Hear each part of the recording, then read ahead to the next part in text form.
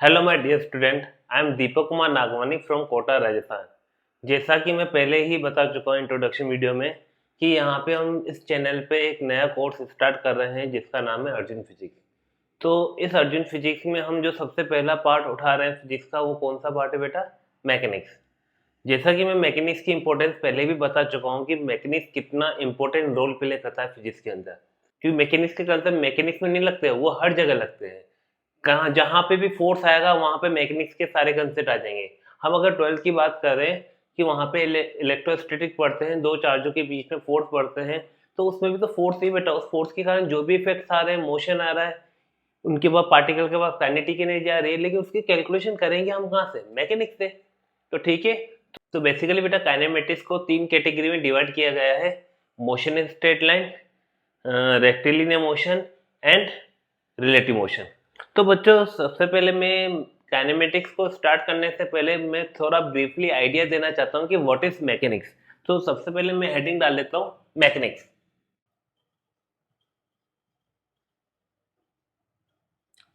Mechanics. तो बच्चों what is mechanics? Simple सी बात है, अगर मैं बात करूँ, अगर इसकी डेफिनेशन देना चाहूँ तो कैसे दूंगा?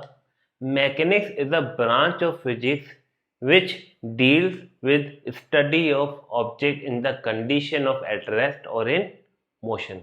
यानी रेस्ट की कंडीशन में और मोशन की कंडीशन में जो ऑब्जेक्ट की स्टडी करेंगे वो हम किसके अंदर करेंगे? फिजिक्स की किस ब्रांच में करेंगे? मैकेनिक्स के अंदर। तो हमने मैकेनिक्स को दो पार्ट में डिवाइड कर रखा है। First one is statics and second one is dynamic. तो बच्चों स्टैटिक्स में क्या होता है? यहां पे हम स्टडी करेंगे study of force and there effects on object at rest. यानी रेस्ट की कंडीशन में फोर्स क्या क्या इफेक्ट्स लेके आ रहा है, उसकी हम स्टडी हम कहाँ करेंगे? स्टैटिक्स में। ठीक है, तो डायनेमिक्स में हम क्या करेंगे बेटा? स्टडी ऑफ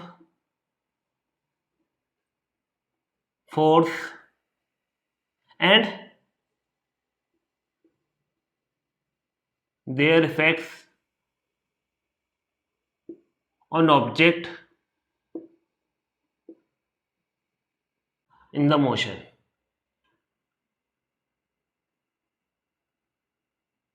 यानी मोशन की कंडीशन में फोर्स क्या क्या इफेक्ट्स लेके आ रहा है, उसकी हम स्टडी हम कहाँ करेंगे? डायनेमिक्स में। डायनेमिक्स को हमने दो कैटेगरी में डिवाइड कर रखा है बेटा।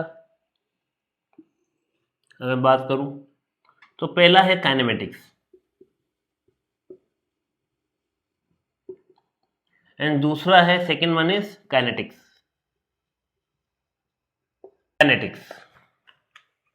ठीक है, तो काइनेटिक्स और काइनेमेटिक्स में क्या डिफरेंस है बेटा? हम दोनों में ऑब्जेक्ट मोशन में होगा, फोर्स लग रहे होंगे, वेलोसिटी चेंज हो रही, सारी चीज हो रही। यहाँ पे हम क्या करेंगे? कोई ऑब्जेक्ट रेस्ट में था, मोशन में आया, कितने टाइम में कितना डिस्टेंस कवर किया, कितने टाइम में उसकी वेलोसिटी क्या होगी। लेकिन यहाँ पे हम इस बारे में कभी डिस्कशन नहीं करेंगे कि कोई ऑब्जेक्ट रेस्ट में था तो मोशन में क्यों आया। ठीक है, उसकी स्टडी हम कहाँ करेंगे? काइनेटिक्स में।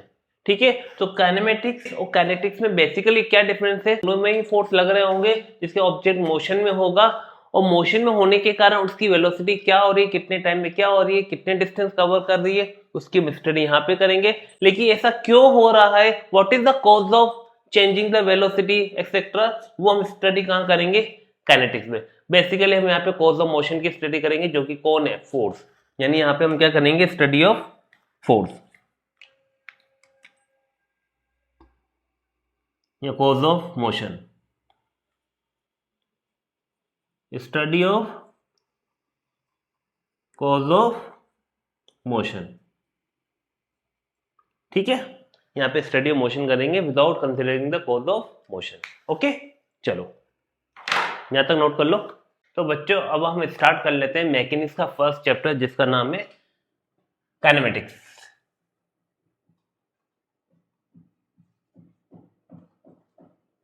काइनेमेटिक्स। तो बेसिकली बेटा काइनेमेटिक्स को हमने 3 कैटेगरी में डिवाइड कर रखा है, जिसमें पहला है अपना रेक्टिलिनियर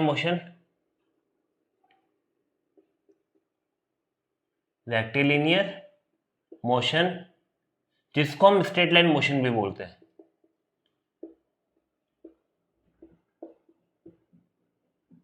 ठीक है। और सेकेंड है अपना प्रोजेक्टाइल मोशन,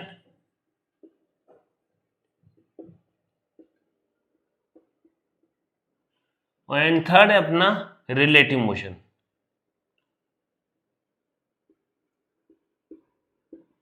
तो काइनेमेटिक्स को हमने 3 कैटेगरी में डिवाइड किया है, जिसको हम किस तरीके से पढ़ेंगे, पहले रेक्टिलिनियर मोशन पढ़ेंगे या स्ट्रेट लाइन मोशन पढ़ेंगे, उसके बाद हम पढ़ेंगे प्रोजेक्टाइल मोशन, उसके बाद हम करेंगे रिलेटिव मोशन।